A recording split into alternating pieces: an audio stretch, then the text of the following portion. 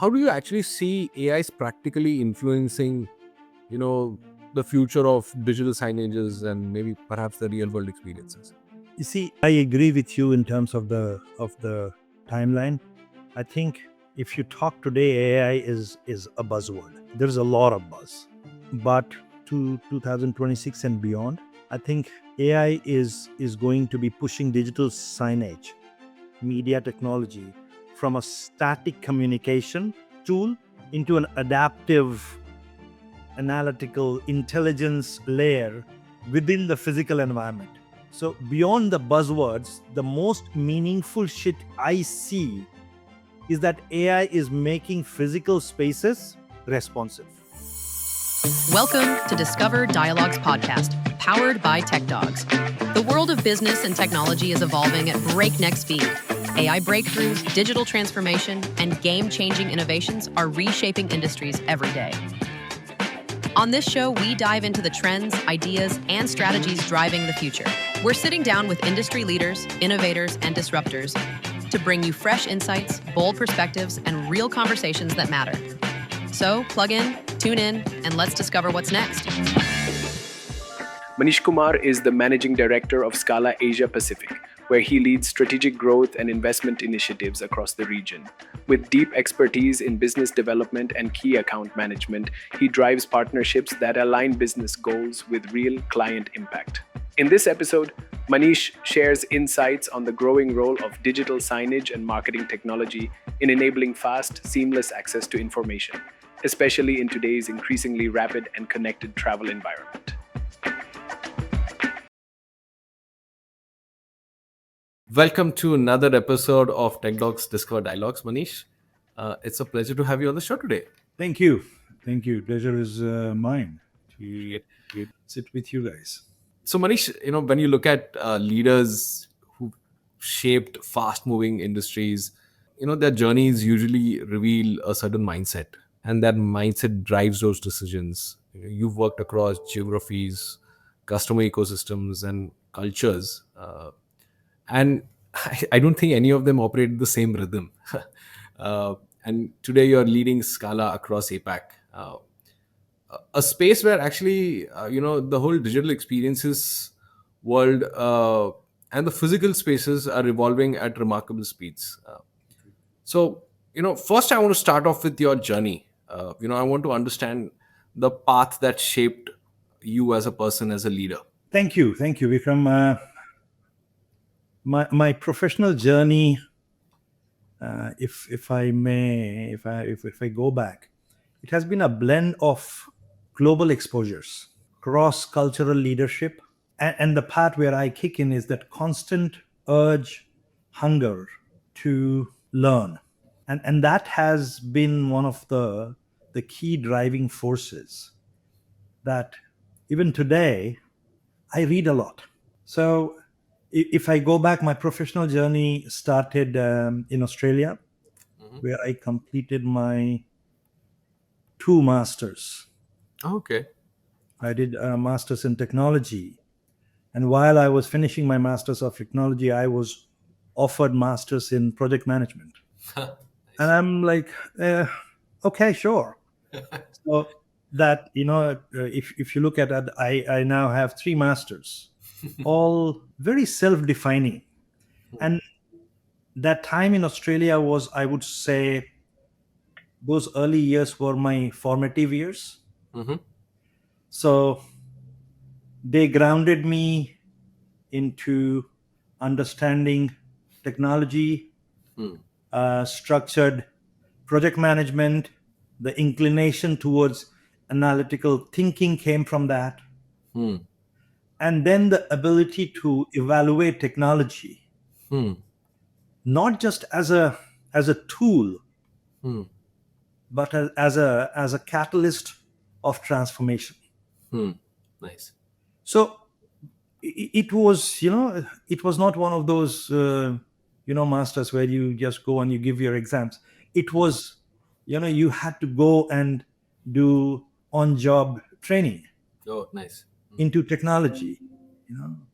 Again, I'm talking 20 years back. It was not social media and everything is on. So and that's probably around those time that I realized that people talk a lot about the GTM and the strategy and all, but a great strategy or any strategy should always be paired with operational clarity and accountability.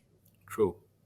If you don't have those two, it becomes just a strategy. And I think that became very, very critical for me to define who I am today. And then I got picked up by, there was a startup in Canberra, and the CEO, who's also my mentor, and has a very, very important and role to play in who I am today. He picked me up and he gave me the responsibility of expanding and growing the business. And it was a very newly formed startup. Today we hear a lot of startups. That 20 years back there was not a lot of startups. Right. And that's how I learned how to build from ground up. Nice.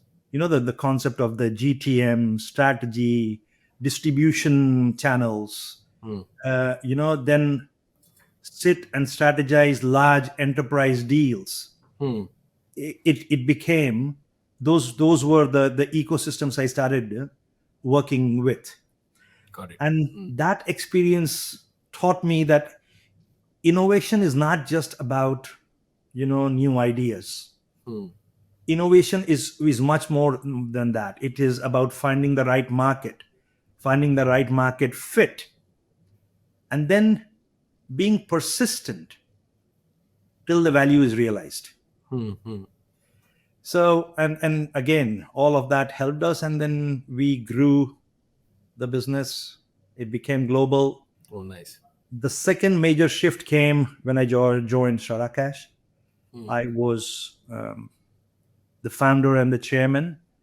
He put faith in me, and he entrusted me with building presence across Southeast Asia, ANZ. I mean, this part of the world is very rich in cultural diversity. It is indeed. And unique customer expectations and experiences. Right. Now, that role taught me the importance of customer intelligence. And more than that, active listening. Because everybody had ideas. True. And Starakash, the DNA is it has done a lot of acquisitions. Acquisitions where there is a synergy between what we have from media technology and how we can progress. So, everybody, when you're in that realm, there's a lot of people who have ideas. But you cannot sit there and say, okay, this one is not good till you have listened to the idea. True. You have given some thought, okay, how this can be used. End of the day, out of the 20 ideas which come, maybe only one is going to go forward. Yeah. But those 20 ideas gives you the knowledge and the experience and the foresight what to expect in the future. That is, from my perspective, that role was very defining for me at that point. Because entering a market is not just about competing. It's about respecting the local nuances. Absolutely. The pricing, adapting solutions, the pace at which they want to adapt the solution. True. And more important, creating long-term relationships which transforms into partnerships. You see, if you go to a mature market, it's the other way. You talk about a partnership and then you go to here. Right. In this part of the world, it is very different. And while, yes, we have a very, very diverse culture, there are certain very key points which you cannot ignore. Relationship is the key pillar in any of the cultures in APAC. And we cannot ignore that. True. And then in 2018, we had just acquired Scala a couple of years back. The chairman entrusted me with this role, the managing director and SVP APAC. When I joined, the region was facing fragmentation and lack of unified structure, operational structure. Got it. And so leading this role, this challenge was very defining for me, because when I took over, Scala was very, very small. It was just a software manufacturing company in media technology based out of Japan. So when I knew the product had a lot of potential, and the vision of chairman was very clear, that Scala was a very, very important brand in APAC. We need to grow that brand. So my approach from day one was very clear: transform the organization by integrating the people. Nice. Once you integrate the people, process and technology becomes part of it, and becomes part of the coherent vision. So what I did was we redesigned, restructured the complete leadership. Got it. Brought all the outsourced functions in-house. We acquired a factory in China. We understood that the future is in providing a single window solution, True. because customers are not interested in making 10 calls for one solution. Agreed. So that is something which we realized. So we acquired a factory in Ningbo, and the idea was to have integrated hardware, software, services. Nice. And then I moved to expanding the offices, and we opened up offices in China, Hong Kong, India, Singapore, Philippines, presence in Philippines and Malaysia. And moved the business from a software vendor To an integrated end-to-end solution provider, perfect. capable of executing large enterprise projects. So, and then, the beauty of, like I said, it was a very small setup, and then suddenly from, I don't remember, but I think it was 10 people to we had 140 people. That's, yeah. 3,000 square feet of real estate to almost 1.7, 1.9 million square feet of real estate. So, and then, pandemic, I mean, it's not that the journey has not has not seen challenges. There were challenges. And what we did was we took each one of them face on. But across every chapter of my journey, I would say one lesson remained very constant for me: that if you want to do innovation has to be bold, but the execution has to be disciplined.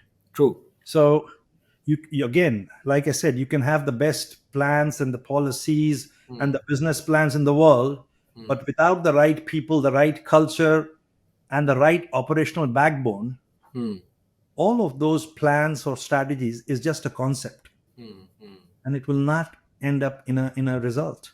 True. So yeah, today it's the same. I mean, commercial innovation, operational excellence, and people. That's my focus. I think that's a really good foundation, because what we want to talk about next is that, and something that you already mentioned, at the start in your journey is this whole APAC region. I think anybody who's worked across APAC knows that simple truth: there is no single APAC.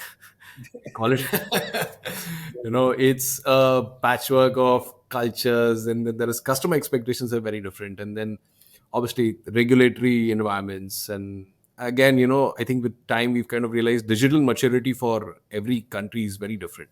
Absolutely. I mean, you look at Japan, there's so much precision. You look at India, there's the speed. Singapore, love the infrastructure there. Australia, maybe the scale. And they all kind of move towards the same digital first future, but they are at very different pace. Agreed. And Agree. and that's where I think the whole digital signage and experiences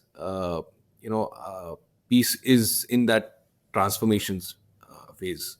Yes. If you look at, say, something like the airports or the QSRs, maybe to even flagship retails today, I think if you look at the country, you can, in fact, you can read the pulse of the country. When you look at the screens they have, and because Asia is often described as like the region of contrasts, and from where you sit, what makes APAC such a unique environment for digital engagement, and specific to digital signages, if I was to ask? Vikram, APAC is dynamic and diverse. And let's not forget that 64% of the world population is here. Yes. What is media technology about? Media technology is about, or digital signage is about, footfall. So 64% of the population equates here. That's why majority of the world is focusing here. True. When I talk of mosaic of cultures, economies, customer behaviors, everything is different here. I always give this example that you go to Europe, you take a flight and you take a 2-hour flight, and you get down, you're driving on the same side of the road, you're using the same currency, you're using the same language. Yeah. I fly 45 minutes, the culture changes, the entry changes, True. the market approach changes, the customer experience, customer expectation, everything changes. Yeah, absolutely. So that is the level of dynamism which APAC is the cornerstone of.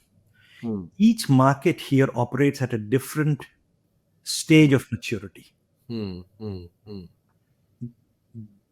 In our case, digital maturity. True. All of them are shaped by unique regulatory framework. You go to Vietnam, it's a different requirement. I mean, you're asking me, I have to, if somebody is in Europe, they need 1 certificate for their players.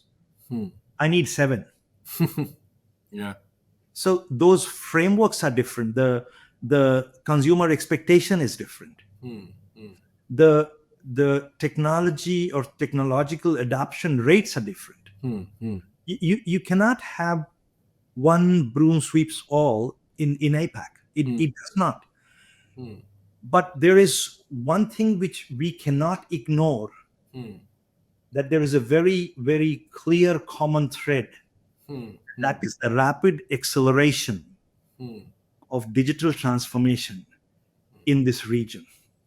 And the rising bar of customer expectations, customer experiences. Right. If I go back to my days when we were growing up, for us, going and buying anything was going to the shop, having a look, and then mom or dad used to buy. Everything is digital. Yeah, I just want to say that. My daughter, she is 7. She can put it on, and this is that. Can we go and get that? and that's the level I'm talking about. So you have, it's very unique because you have got mature markets like Singapore, Japan, Right. Australia, and then you have got high growth economies. You see Yeah, I mean, I can imagine. mature market and high growth economy, Yeah. 2 separate, which means you have to have a strategy for here and a strategy for. Absolutely. I just want to say that, And if I talk of high growth economies, you're talking India, Indonesia, Philippines. And as a result of that, organizations are rethinking how they engage with their customers. Deliver, the concept of the omni-channel experiences. Absolutely. And leverage, the data, the data-driven insights to stay competitive. I do the same thing. I look for data so that I can be ahead of the market. This evolution demands agility, demands localized understanding, consistent regional vision True. that ties to all these diverse markets. You cannot. It's a region of contrasts. Absolutely. I mean, You see, if you go to Japan and Singapore, they're highly mature yeah, absolutely. and digitally integrated. Correct. India, Indonesia, Philippines, they are scaling at an extraordinary speed. Yeah. And then you have got Australia, which bridges both the worlds because they have an early adoption mindset and they're structured in their approach. True.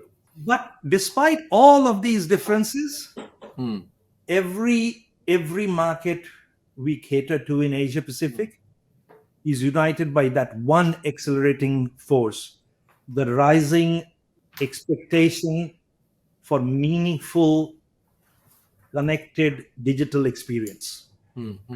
That is not going to go, I don't see it going anywhere anytime soon. And I was just about to, I mean, actually, I've been thinking about this. Uh, while you're trying to do this across the APAC region, I'm sure there's a lot of pressure on you to maintain ROI, at this. I mean, you're talking different costs, you're talking different infrastructure realities, different operational models as well. Uh, how do you do that? I mean, how do you address something like that? You have to address each region separately. It's a lot of work, but there is no shortcut. So if you look into my pricing model, I have an emerging market pricing. I have a matured market pricing. I have a Japan pricing. If I am bringing a solution, I have to say that, okay, this solution is brilliant. How do I take this to all the levels of the market, all the regions? Because if I'm taking a solution which has been developed in India to Japan, the concept and the solution is brilliant, but then then the regulatory framework comes. Then the cost of the product goes up. Yeah. Then you have the local competition to deal with. So ROI is while it is very difficult, if you have a structured approach, you will understand that these contrasts become opportunities. True. In mature market, the focus is on integration, intelligence, the AI, the data analytics. And what you do is in the high growth market, digital signage is about access, visibility, and scalability. What we do is we try to see how we balance all of these, different silos to win projects, to further our mission, to grow our vision, and that's how we have to progress. And like I said, you isolate each market, Got it. you work on each market. There is a dedicated team which works on each market. So if you ask how it is, because I have a Japan team, I have an India team, I have a Singapore team, a Southeast Asia team, an Australia team, which means I have to take inputs from all of them. Right.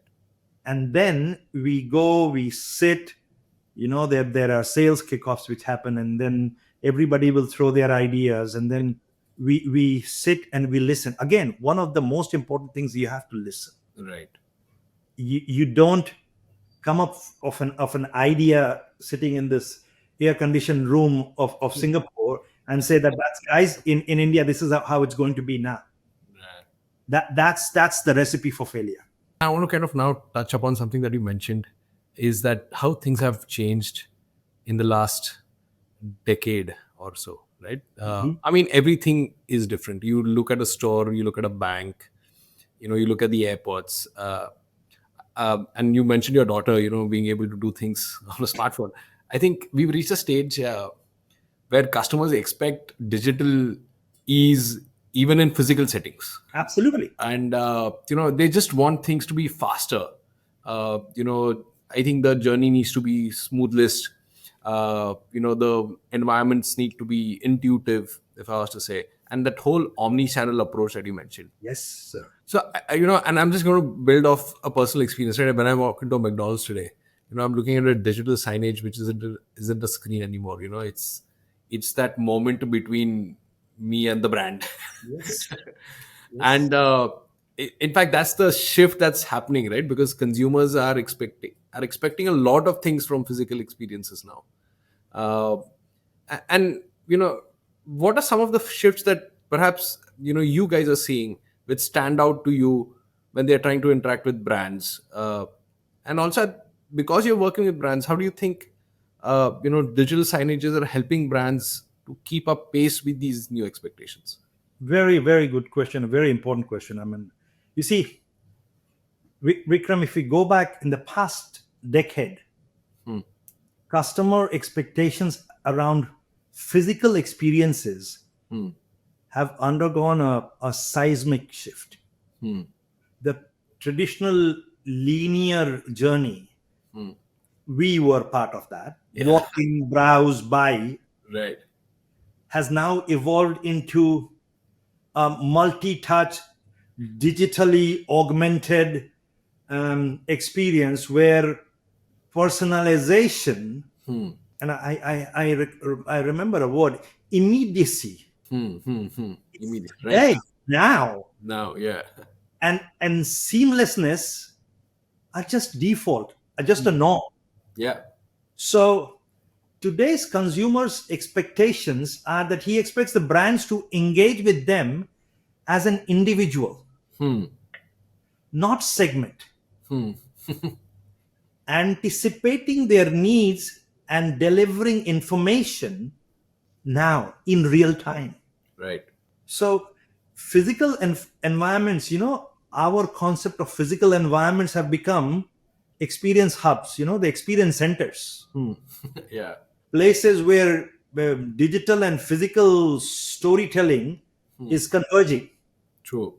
Whether I mean, again, I'm being honest, it's not, doesn't matter whether you're going to a store or a QSR outlet, like you mentioned, an airport, healthcare, hospitality.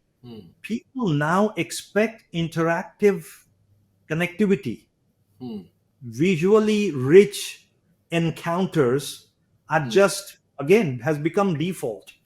True. That's good, and that mirrors the convenience of online experience. True. And I think this is where now and going forward digital signage is going to play a transformative role, because it will bridge the gap between the digital and the physical, delivering dynamic contextual content response to audience behavior, not just generic content. Right. It Right. has to be a contextual content. We will be able to have hyper localized personalization, from multilingual languages in APAC for promotions. Right. I still remember, I mean, we have heard multiple of our large global brands about, are we multilingual or not? Now, what will happen as a result of that? That once we have the multilingual content, we will be able to help brands in promotions based on time of the day, customer flow.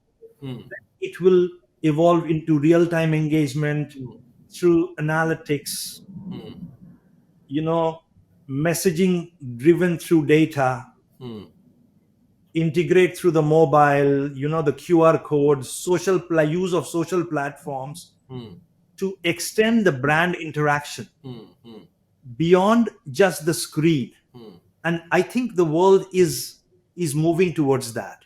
It will allow brands to adapt at a speed of relevance, because like I said, the most interesting word for me this year was immediacy. Everything is like now, Now, yeah. has to be relevant. Hmm. So updating content across locations, Hmm. multilingual, Hmm. will reflect, and that will take it to the next phase Hmm. of customer insights. Hmm. Hmm. Hmm. And you will see that in the next 2 3 years, digital signage, media technology Hmm. has become the heartbeat of the modern physical experience, Hmm. Hmm. turning the static spaces into living data driven environments where the engagement, customer engagement, Hmm. relevance will define the customer satisfaction. So I think it's a very exciting times ahead. Nice. Nice. I think it's extremely exciting. And the whole AI thing is going to. And it talks a lot more to personal relevance. Uh, but you use the word, don't talk to me as a segment, talk to me as an individual. Absolutely. Because I think it's just a great insight of how people want to be treated. And you will see the change is there. Yes, absolutely. It's there. It's there. If you go to an Apple store, and it doesn't matter who is there, that person wants that personalized. True, true. You come here, this is what I want. And you see every brand is working very hard to achieve that. Hmm. I won't say that everybody has been able to. Right. The intent is there. Hmm. And in our business, Vikram, every customer is different. I Absolutely. cannot say that A is same as B. No, Hmm. everybody has a different requirement. Hmm. It might be in the same sector, in the same segment, Hmm. probably in the same group of products, Hmm. but there will be customizations. Hmm. Hmm. We are making more bespoke solutions Hmm. for every customer than what when we did 3 or 4 years back. Hmm. Hmm. It could be the universities, and it could be a university in the same city. Hmm. The requirements are different. And and talking about that, uh, I think we touched upon AI. Yes, sir. I think if you don't talk about AI in any conversation, I think we've not done justice to the conversation by the look of things. I agree. And I think just my take, right? So I believe that the year 2026 is going to be the year that people move away from the discussions and the pilots. Now there will be those practical deployments, because now you've experimented enough. It's what it does and what it doesn't do. uh, and I think because AI is already in many ways reshaping the customer journeys, especially in the physical spaces, and the digital as well. How do you actually see AI is practically influencing you know the future of digital signages and maybe perhaps the real world experiences? You see, I agree with you in terms of the timeline. I think if you talk today, AI is a buzzword. Hmm. There's a lot of buzz, Absolutely. but to 2026 and beyond, I think AI is going to be pushing digital signage, media technology, from a static communication tool into an adaptive analytical intelligence layer within the physical environment. Hmm.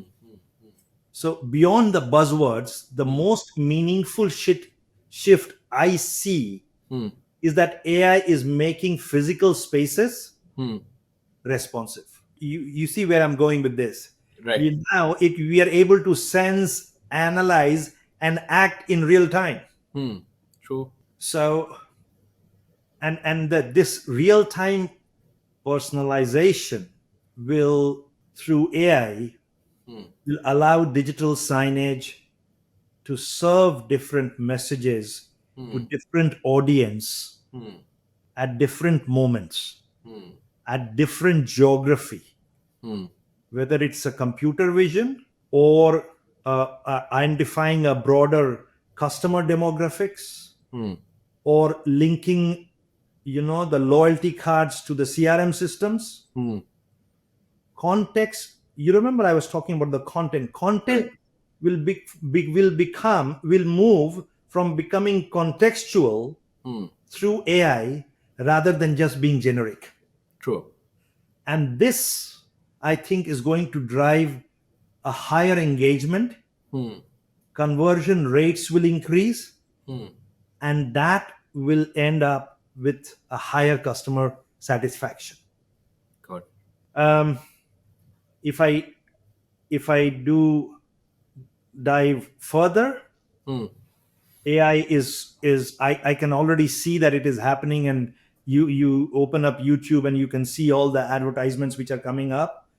AI is now going to be both predictive and dynamic content decisions instead of just the static playlist which we used to traditionally talk about. Right. Now AI will be able to deliver you content based on time of the day, availability of the product, the weather, the customer's mood, their behavior patterns, event triggers, you name it. You see where I'm coming from. Absolutely. Digital signage essentially will become a predictive engine, and which can has that mind. It will give you or send you the right message at the right moment. Got it. If you ask my version, I think the biggest change AI will bring is in the operational system, Okay. where AI will assist in connecting a POS system, an inventory, a queue management system, a wayfinding, all of those things which we have. The turnaround times will reduce. Now today I have a team sitting in Bangalore to design a solution. They used to take 4 weeks. How that's done in 4 days. So that is where I see that AI will assist us a lot. That will help us enhance our turnaround time, which means the deliverables will become faster. The key feature sets which we are talking about with our customers, the automated health monitoring system or predictive maintenance. You have large installs. Right. It's at 60 different locations. Preemptive maintenance will move into predictive maintenance. Anomaly detection. Okay, that player, that hardware, that screen. Right. Now people are being very cautious about energy, how and what it can do. Okay, turn it off. We build up tools based on that, which can turn off the screens at the time when it is not being used, or put it on a sleep mode. What it will do is it will reduce the downtime and improve the TCO, which becomes a major factor for fast growing markets like India and Southeast Asia. Yeah, no. I just wanted to click on something that you said, right? And this was more towards, contextual use of data. Yes. How does Scala, ensure that there is responsible and contextual use of data while you are, working with brands to deploy AI-driven content systems? A lot of discussions with the customers. We ensure. So if you look into the overall life cycle of a Scala solution, there is a lot of that revolves around discussions with various teams. We ensure that the data which we have and the data which we present to the customers, the usage of data is optimized to improve the customer experience. Got it. So, the core how brands design stores, for us, it becomes a closed feedback loop. Interesting. And we ensure that that is constantly improving. So I personally am not a very big meeting fan to a meeting, but this is something which I think is very healthy, Right. because there is a lot of stakeholders and there is a lot of trust which is at stake. Got it. So what we do is we ensure that feedback loop, Loop is and we have concepts of makers and checkers.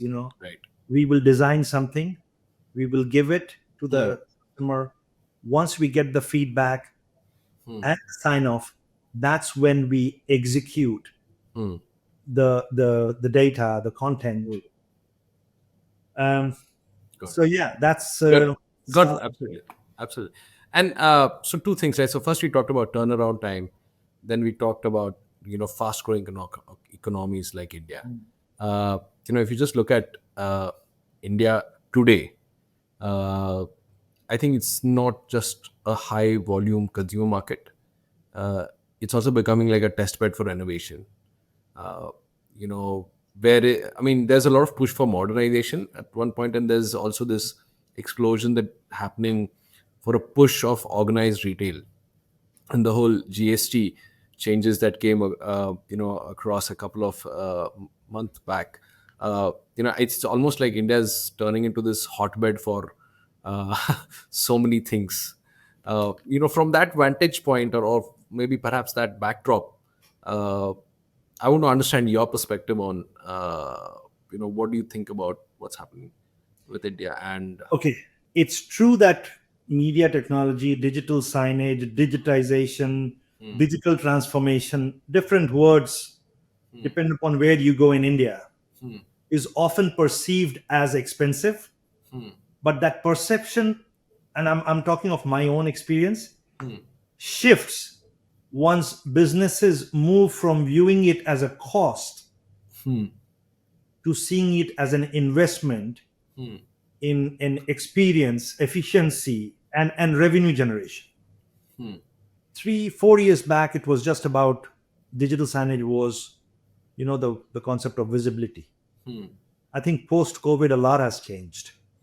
India has now moved into value beyond the hardware.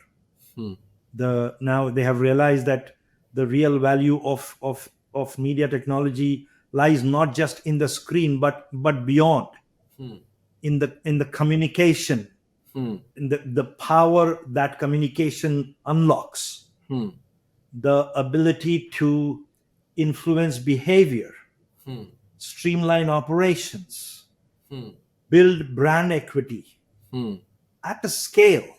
So, and that's why you see the large global brands which are coming, all of them have become reference points for the local retailers, that okay, this is one of the reasons.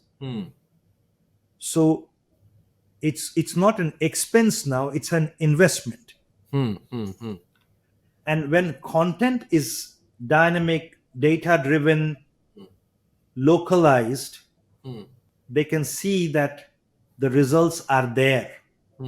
So then what is happening is that traditional static media, which India was there, yeah, it's it's now converting right. into a complete, it's a fleet of digital a revolution which is coming out in India. And it's not just, the cost efficiency which the people talked about. India is very price sensitive.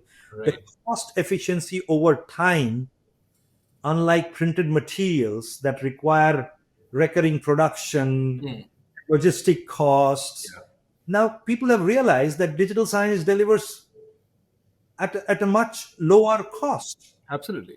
and lower lifetime cost. And I still remember, um I was engaging with a customer. He had probably 1,500 outlets in India, and it was a public sector.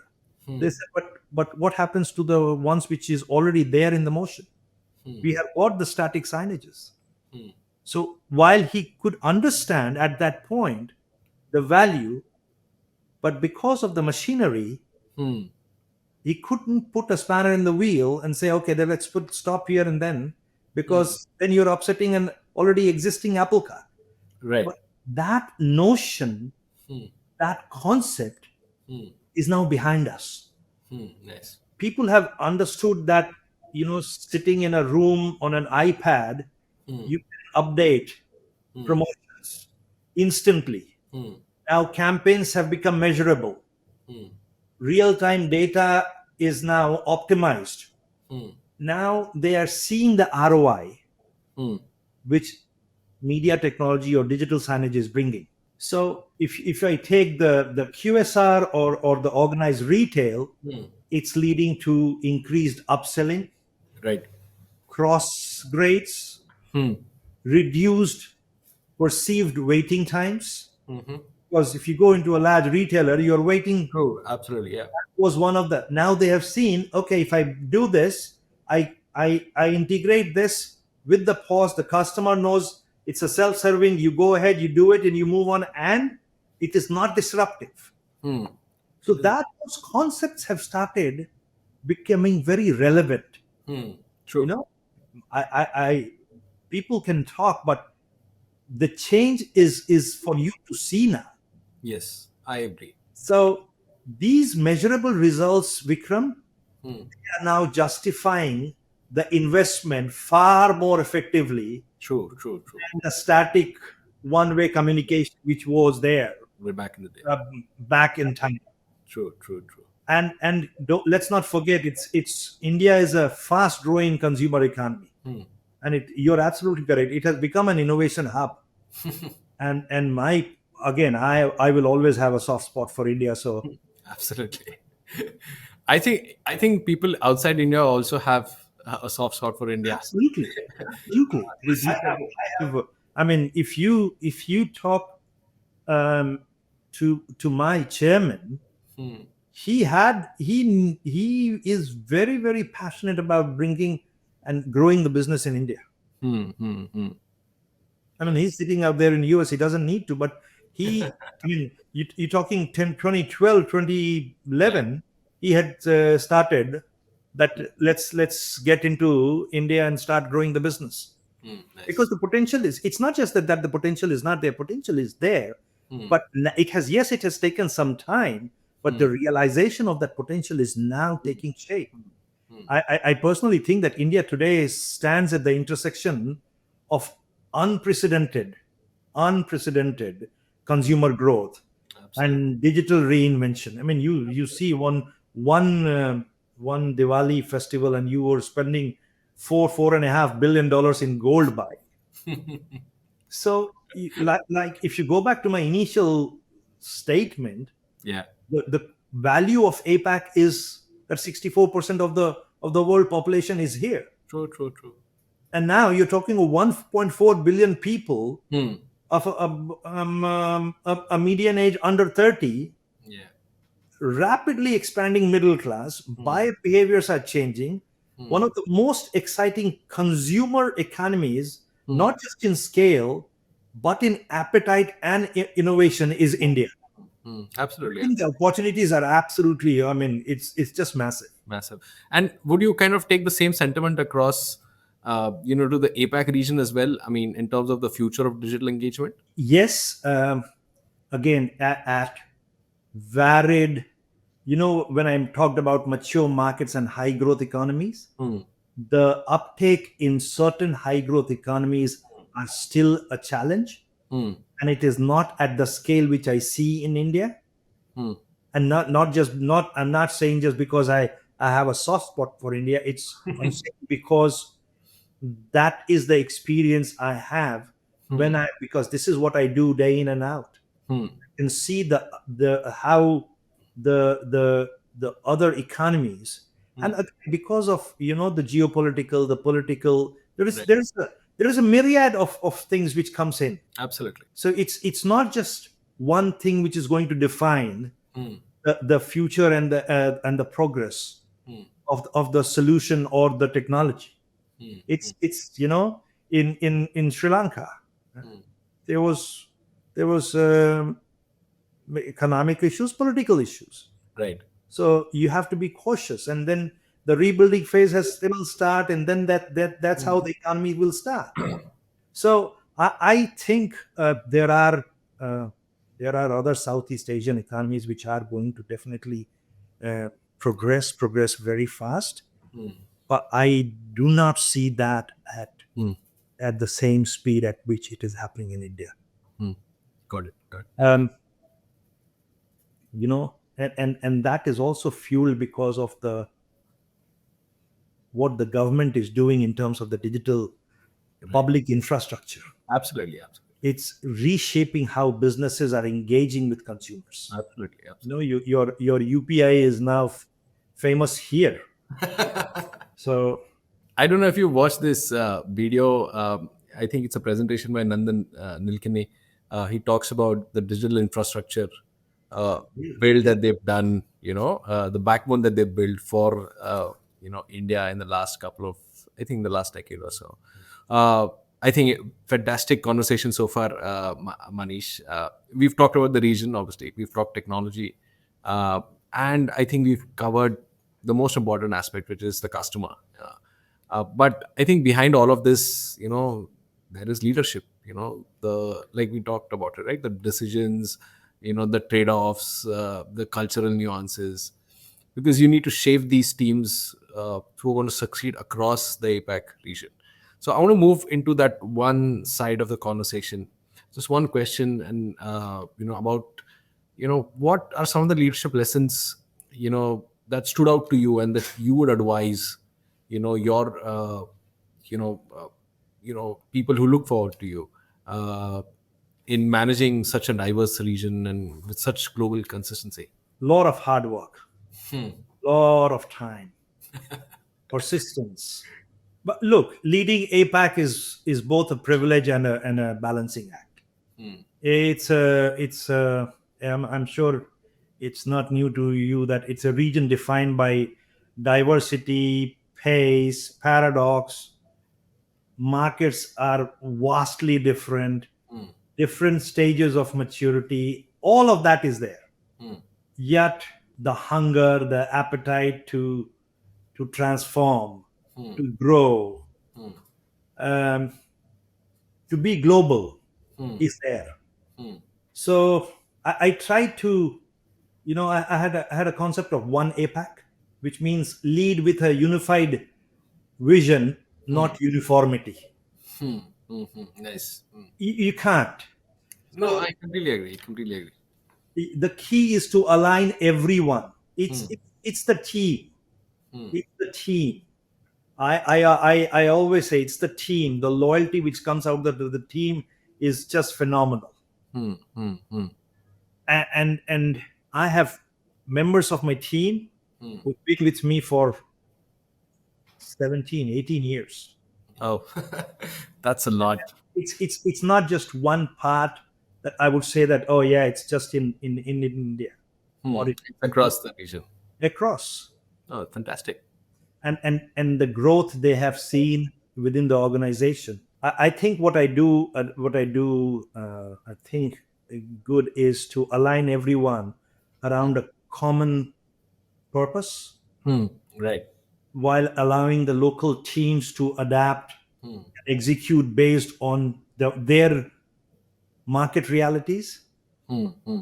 Because you see, consistency doesn't mean sameness. True. I agree. It means that ensuring that the brands, the promise, quality, values, these are upheld. Got it. Absolutely. Even when the paths look different, and the names are different, and the countries are different, and the feature sets are different, language is different, but still, when you start empowering the local leadership and you give them enough responsibility and accountability, it's not a job. It's not a 9 to 5. Yeah, It becomes a passion. passion. Absolutely, it has to be your passion. And my role, I personally think, is to empower them with frameworks, not constraints, and try and create a culture where autonomy drives accountability. Then what happens is it doesn't mean that I don't have control. I still have all the controls. Right. And I make sure that, because it's again the regulatory frameworks, I have to be responsible for all of that. But at the same time, the freedom to execute is there, which means the communication has to be transparent across time zones, across cultures. There has to be respect among each other. Again, cultures are different, the cadences are different. So, the dialogues have to be regular, Right. frequent, and transparent. So, and I think it's been working till now. No, it surely has. I mean, we talked about your journey, and from 10 people to almost 140, 150. That's a big, and it's across geographies, right? So I think it's worked fantastically well. Manish, great conversation so far. And I think we've covered everything, right? Again, so we've talked about what shaped you as a leader. We've talked about technology. Obviously, we talked about leadership, which was towards what is the advice that you'd give away. Now I want to do something really fun with you. I want to take you away from strategy. I want you to take away from frameworks. I want to understand how you think on your feet. Just instinctive answers. Because behind all of there is the human behind the role. So let's end on a lighter note. Coming up next for you is a quick rapid fire round. Again, simple, fun questions that allow our audiences to know you a little more beyond your profile. Beyond your professional lens. I don't want you to overthink. Just whatever the first thing comes to your mind, just let me know, and then you put it there. Ready when you are. Copy that, sir. I'm ready. Okay, great. Your comfort food after a long travel week. Dal, rice, and sabji. Okay, nice. Sunrise or sunset? Sunrise. Morning person. Okay, fantastic. A hobby that you picked up recently or would want to pick up? Trying to go for morning jogs. I'm trying to do something myself. Rarely happens, but yeah. Window seat or aisle seat? What's your logic? Aisle seat. A place you'd love to revisit with zero agendas? Goa. Oh, nice. I'm going to be there next week. So, sweet, spicy, savory. What's your comfort zone? Spicy. A character that you relate to more than you should, to be a movie character or a series character? Tintin. Nice, fantastic. That's a really good one. What's that one word friends use to describe you? I'm trying to think, because they have Gayab, because I was hardly there. Okay, Gayab. I got it. Okay, so one last one before we let you go. What's your guilty pleasure snack? There is a Haldiram mixture. Oh, okay, nice. Is it namkeen? Is it? That's milky. Okay, all right. Yes, namkeen. Fantastic. Great. So, that brings us to the end of the conversation, Manish. Thank you so much for joining us, and sharing such sharp, grounded insights on, the APAC, digital engagement, AI, and obviously leadership. For me personally, I think it's been a truly inspiring conversation. And before we let you go, any parting thoughts? And in specific, would love to ask, what can customers look forward to from Scala in 2026? We will continue innovating. We will continue delivering. We will continue extending the benchmarks. We definitely have a lot in store for next year. The plans are already in motion, and we should be able to come up with some very interesting solutions Nice. in the first 2 quarters of next year. Great. All right. Thank you so much, Manish, once again for joining us. I really appreciate this. Thanks for tuning in.